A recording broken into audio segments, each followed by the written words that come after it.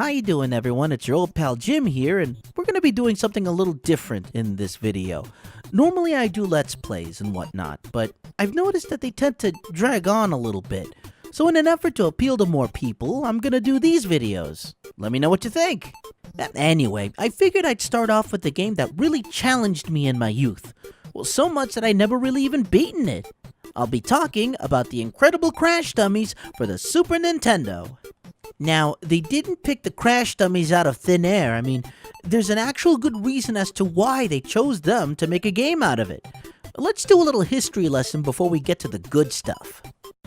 Vince and Larry, the Crash Dummies, by Tyco Toys, was a toy line based on the two Crash Dummy characters, well, Vince and Larry. They were featured in a public advertising campaign in the United States around the late 1980s. The PSAs were made by the National Highway Traffic Safety Administration, a branch of the Department of Transportation. It was the government's effort in trying to get people to wear their seatbelts more often, with the slogan, "You could learn a lot from a dummy. Buckle your safety belt." Of course, nowadays it's click it or ticket, which has been a bit more successful. Regardless, for 14 years, Vince and Larry did their best to get people to buckle up. Heck, they even got Ray Charles into the act. On the big highway of life, there's only one safe place for kids. Backseat, baby. The front seat's not the place to drop out. Don't want that big old bag to pop out. Backseat, baby. Put that booties in the backseat. Backseat, baby. Have that kids you never meet. I'm here to remind you to put them behind you. Backseat, baby. Wow, look at here. Backseat, baby. You stay alive even when I drive. And if Larry sounds familiar, well, that's most likely because he was voiced by the late but great Lorenzo Music. But Vince, it's a great job. Heck, they'd have to pry me away from it.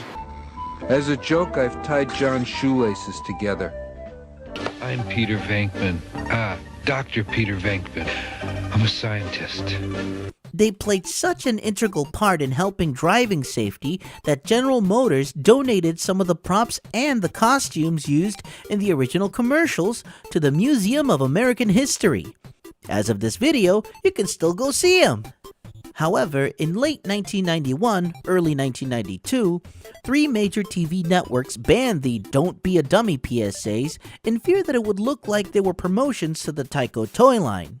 This led to Tyco to cease production on the current dummy toys and do a complete revamp of the line.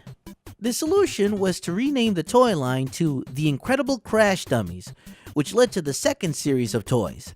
I remember after months of begging my mom, she finally bought the figure, or a figure actually, because I actually wanted Vince or Larry. But because of the changeover and the rebranding, they didn't sell Vince's or Larry's anymore, so she got me Spin. Spin! She got me Spin! I didn't even know who it was. I was mad. What the hell was Spin? Where was Vince and Larry? I mean, what about Daryl? Couldn't she get me Daryl? He was the only one that survived through the entire toy line and she got me Spin! Anyway, for the new line of Crash Dummy toys, they started to give the characters more defining physical traits and more wacky ways to come apart. Which is actually one of the reasons why parents were a bit outraged by the toy line, I mean practically from day one. The dummy toys, like in the PSA commercials, would fall apart. Tyco also offered accessories like a vast array of cars that would crash and fly apart on impact, different unique dummies like a dog, a cat, and a baby. A baby? Baby? Whoa, wait a second. Hold the phone and hit me over the head with it and beat me within an inch of my life with it because I cannot believe they made a crash test baby! They even named it Skid the Kid. Skid the Kid. It even has a stroller and everything. Okay, now I'm really starting to understand the reasoning behind the parental outrage. But hey, I'm pretty sure that this was the only bad idea that Tyco had in its... It's the incredible Crash Dummies! Hey, dummy, give me a break! Wheel! With their crash and bash chair. Crash Dad! These guys really take a beating. Okay, what? That's just straight up a medieval torture rack! Crash crashing cars and watching the dummies fall to pieces is one thing, but to restrain them in a chair and yank their limbs out? I don't know, that just seems a wee bit barbaric for kids, don't you think? The toys were so popular and infamous that in 1993, the television network Fox developed a 30-minute animated special centering around them. Although honestly, it kind of felt more like a pilot than an actual TV special. It featured some of the Crash Dummies that were in the toy line, along with Slick and Spin as the main characters. Oh, I hate that guy. I mean, his name is Spin! His head doesn't even spin! I mean, it was essentially a glorified 30-minute toy commercial made in early 90s CGI. Which, I mean, back in the day was more than enough for kids. It did have a few clever puns in there, though. Give me my legs so I can run away! Ted's really cooking now! He makes it look like an art! I trust he's paying attention. Don't worry, Ted. We won't quit while you're ahead. Hey, Spin, I think I'm starting to feel the pressure of this job. I'm not the smartest dummy around, but I'd say that's where Junkman and the Torso 9000 are. Brilliant deduction, Spin. Is it tax time already? Hey, I get it now, 'cause I'm an adult and I pay taxes. Wait, who is this show meant for? Anyway, that finally led to the video game, which came out for the Sega Master System, the Sega Genesis, Game Gear, NES, Game Boy, and Super Nintendo. I'll be looking at the one for the SNES since that's the one I played when I was a kid.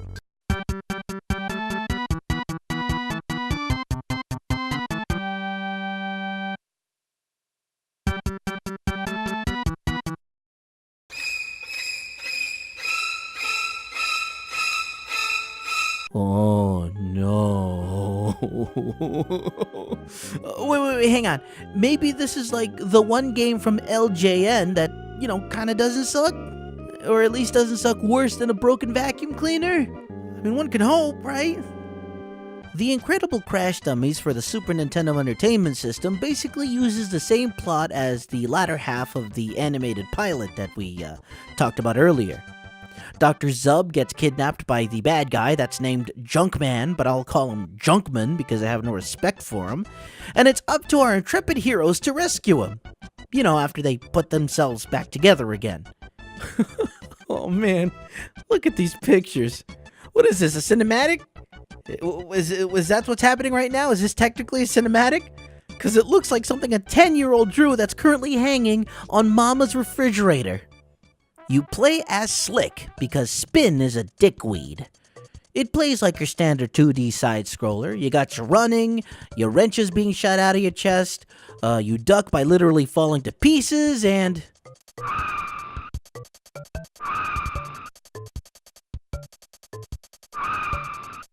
Whoa, wait. I'm sorry, what? Okay. You can slide across the ground... on your butt. Yep, sliding on your butt. You slide on your butt across the ground. This is a game mechanic, people, an actual game mechanic. Is this a sign of what's to come? Oh, come on, guys, prove us wrong for once in your miserable video game development lives. In the first level, you go through a testing area that's outfitted like a junkyard/parking lot.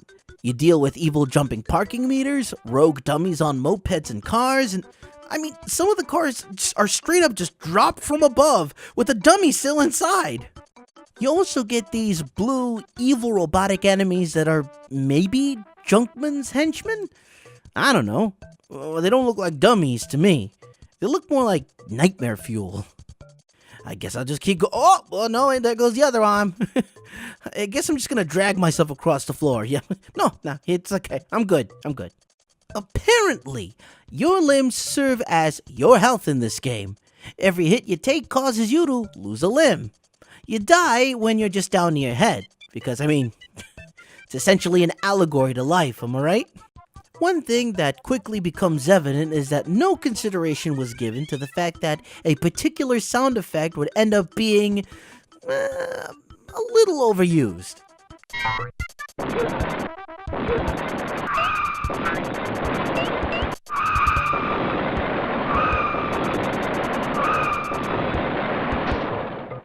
I mean, seriously, does everything in this game have to explode? I mean, they couldn't just get something that didn't sound like a horrific blast? I mean, or at least turn down the decibels a little bit? I mean, dang, son. That's some loud sound effects you left in there. Well, the game starts out with pretty simple levels. You more or less realize where you gotta go, who your enemies are, what kind of never-ending hell the dummies go through on a day-to-day basis, and, questionable enemies, to say the least. Popcorn? Wait a minute, hold on a second. Hold on a minute. Why is popcorn an enemy? It's one of the healthier junk foods out there. I mean, I could understand maybe making Cheetos or Captain Crunch an enemy. I mean, look at that guy. He isn't even a real captain. I mean, look at him. He knows his cereal cuts the roof of your mouth.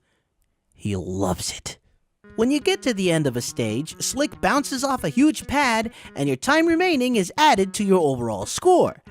Which ultimately doesn't matter because, well, I'll tell you later. I was actually amazed how easily I got through the first 2 levels. This wasn't only because the levels were easier, but it was mostly because I remember playing the game often. In fact, I remember vividly how to get, for the most part, through the first 2 levels. I could more or less remember what to expect. Man, I wonder why that is. Well, pretty soon I began to see the answer to my question. As I progressed through the levels, the difficulty began to kind of ramp up.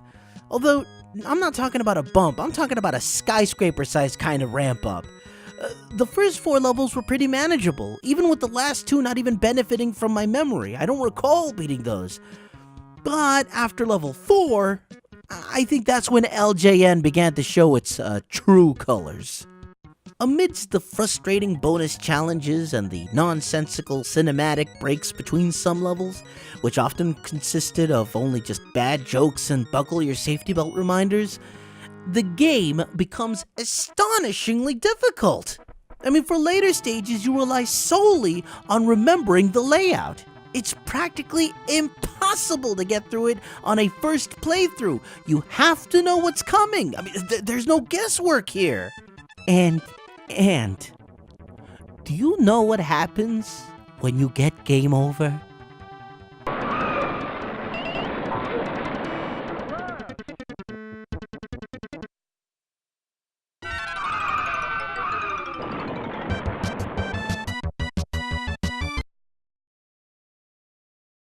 Yep, that's right. You gotta start all over again from the beginning of the very first stage. I think I see why I was so good in the first couple of stages.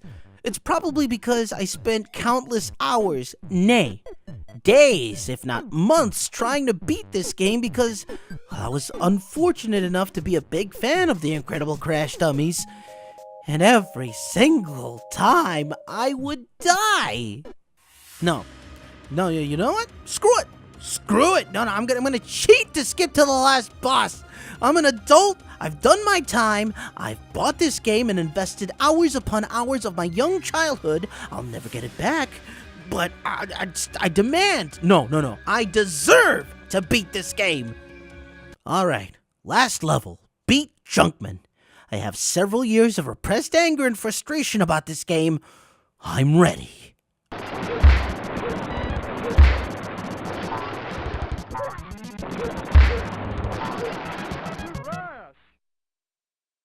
What?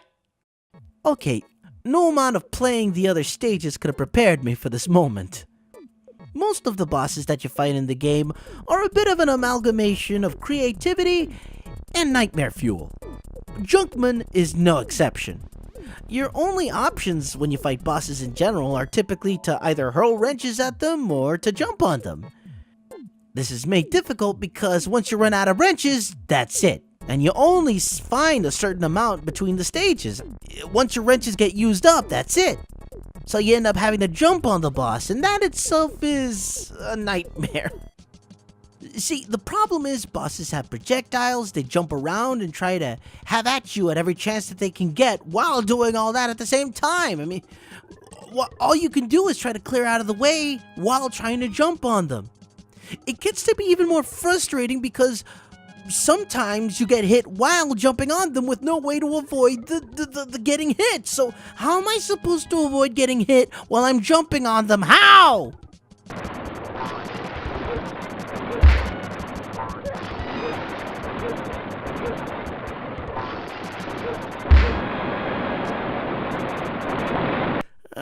Whatever. Look, the Junkman's dead. I killed him. See, I did it. I didn't even have to cheat to kill him. I just cheated to get here so that I don't have to start from the beginning each and every single time that I died. So I didn't have to. I did it. It's over. It's over. It's finally over. And now, the spoils of war.